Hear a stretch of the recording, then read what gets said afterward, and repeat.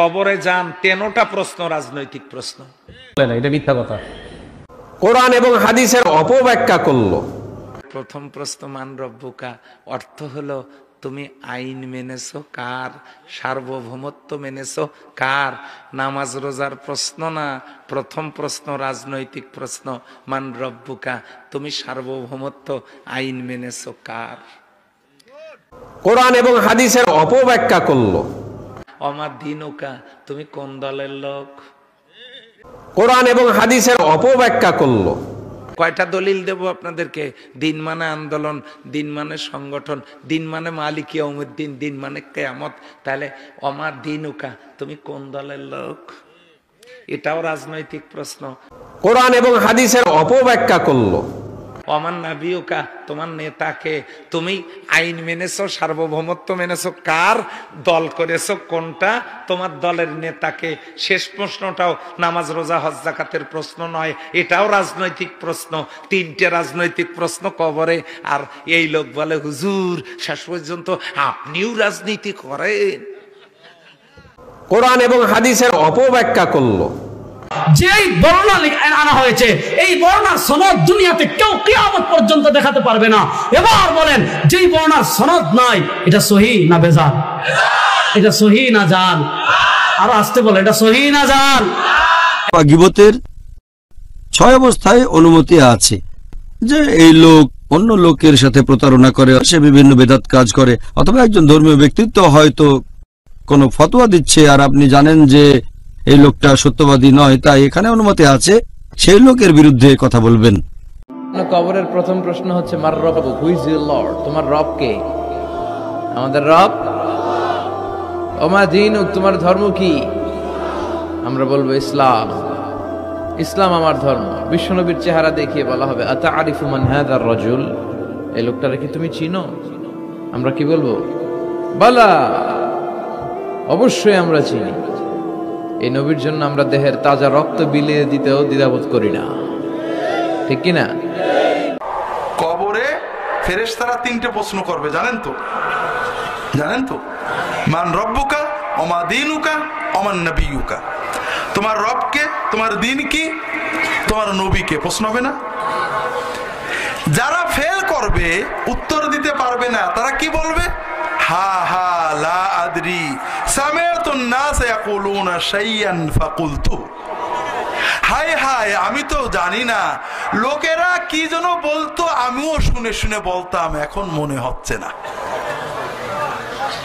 আর যে পাশ করবে তাকে ফেরেশতারা 4র্থ প্রশ্ন করবেন, মা আদরাক বিমা দারাইতা মা ইউদরিক, তুমি কি করে এই 3টে প্রশ্নের উত্তর জানলে? ওই পাশ যে করেছে সে বলবে কারাতু কিতাবাল্লাহ ওয়া সাদ্দাকতু আয়াতিহি ওয়া ফি বা'দির রিওয়ায়াত সাদ্দাকতু রাসূলুল্লাহ। আমি আল্লাহর কিতাব পড়েছিলাম, আল্লাহর কিতাবের ভিতরে আয়াতগুলোতে যা যা লেখা আছে সবগুলো আমি বুঝে বিশ্বাস করেছিলাম, আল্লাহর নবীর কথাগুলো বিশ্বাস করেছিলাম, এই জন্য আমি উত্তর দিতে পেরেছি। এই কবরে মূল প্রশ্ন হবে 3টা, মার রব্বুক, ওমা দীনুক, এবং এই ব্যক্তি সম্পর্কে তুমি কি বলো, বা ওমান নবিয়্যুক, তোমার রবকে, তোমার দিন কি, তোমার নবীকে, বা এই লোকটাকে চিনো কিনা দেখিয়ে নবী সাল্লাল্লাহু আলাইহি ওয়াসাল্লামকে বলা হবে। তো এই 3টা প্রশ্ন হবে মূল।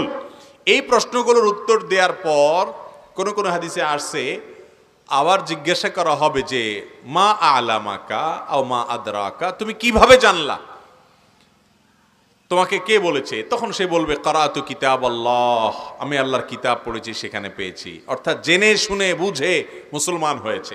আর যে মুনাফেক, সমাজের সবার তালে তালে মুসলমান সাজছে, অনেক মুনাফেক আছে যে মুসলমানের ভান ধরে কিন্তু আসলে সে মুসলমান না, ইসলামের প্রতি তার আস্থা বিশ্বাস নাই। অনেক শিক্ষিত নামের এরকম মুনাফেক আমাদের সমাজে আছে। এরা যেহেতু দুনিয়াতে সবাই তালে তালে বলছে, ওখানেও তালে তালে বলবে, তখন তারা আটকে যাবে। আল্লাহ যখন জিজ্ঞাসা করবেন বা আল্লাহর ফেরেশতা যখন জিজ্ঞাসা করবেন তুমি কোত্থেকে জানলা, বলবে যে সামিআতুন নাস ইয়াকুলু, এই টাইপের কিছু বলবে যে লোকেরা বলছে, আমিও তাদের তালে তালে বলছি। এজন্য ভাইরা আমার, ইমানটাকে মজবুত করতে হবে, নেফাকি থেকে নিজেকে পরিচ্ছন্ন করতে হবে। তাহলে 4র্থ প্রশ্নটা হবে পরিপূরক প্রশ্ন। মৌলিক প্রশ্ন কয়টা? 3টা। প্রশ্ন চলছে আল্লাহ সম্পর্কে। আল্লাহ সম্পর্কে প্রশ্ন হইলো মান রব্বুকা, তাহলে মা দিনুকা, তাহলে আর কার কথা জিজ্ঞেস করা হবে? নবীর কথা জিজ্ঞেস করা হবে। তাহলে এই যে স্বাভাবিক মানুষ বুঝছে। প্রথম প্রশ্ন কি হবে? মান রব্বুকা, তোমার রব কি। দ্বিতীয় প্রশ্ন কি হবে? মা দিনুকা, তোমার দিন কি, আগে পরে যেটি হোক না কেন। তৃতীয় প্রশ্ন কি হবে? মা মান নবিয়ুকা বা মা হাযার রাজুল আল্লাযী বুইসা ফীকুম। অন্য রিওয়ায়াতে রয়েছে, এই রিওয়ায়াতে রয়েছে সহিহ বুখারী, মা ইলমুকা বিহাযার রাজুল, ওনার সম্পর্কে তোমার কতটা জ্ঞান আছে? জি হ্যাঁ, যার মাধ্যমে আমি আল্লাহ দিন পাঠিয়েছেন। মালায়েকা জিজ্ঞেস করছে আল্লাহ দিন পাঠিয়েছেন, মা ইলমুকা বিহাযার রাজুল। তিনটি প্রশ্ন হয়ে গেল। চতুর্থ আরেকটি প্রশ্ন হবে, যখন বলবে যে এই উত্তরগুলো দিতে পারবে মুমিন, তখন তাকে বলবে যে ওমা ইউদরিক, কেমন করে জানলে তুমি, কিভাবে তুমি এই উত্তরগুলো জানলে যে আমার রব আল্লাহ, রব্বি আল্লাহ, ও দিনী আল ইসলাম, ও নবী মুহাম্মদ সাল্লাল্লাহু আলাইহি সাল্লাম বা হুয়া রাসূলুল্লাহ সাল্লাল্লাহু আলাইহি সাল্লাম, এই উত্তরগুলো কি করে জানলে? তখন উত্তরে মুমিন বলবে বা ইয়াকিনকারী বলবে, একজন সৎকর্মশীল বলবে কারাতু কিতাবাল্লাহি ফাআমানতু বিহি ওয়াসাদদাকতু। সুনানে তিরমিজির হাদিসে, অন্যান্য হাদিসে রয়েছে মুসনাদ আহমদ, কারাতু কিতাবাল্লাহ, আল্লাহর কিতাব পড়েছি, হ্যাঁ রাসূলের হাদিস পড়েছি, আর আমরা ঈমান নিয়ে এসেছি, ওয়াসাদদাকতু, বিশ্বাস করেছি, ওতে জেনেছি যে আমাদের রব হচ্ছেন আল্লাহ, আর আমাদের নবী হচ্ছেন রাসূলুল্লাহ মুহাম্মদ সাল্লাল্লাহু আলাইহি সাল্লাম, আর আমাদের দিন হচ্ছে ইন্নাদ-দীনা ইনদাল্লাহিল ইসলাম ওয়া মান ইয়াবতাগি গায়রাল ইসলামি দীনান ফালা ইউকবালা মিনহু ওয়া ফিল আখিরাতি মিনাল খাসিরিন। এইভাবে জবাব দেবে। ومن أحسن قولا ممن دعا إلى الله وعمل صالحا وقال إنني من المسلمين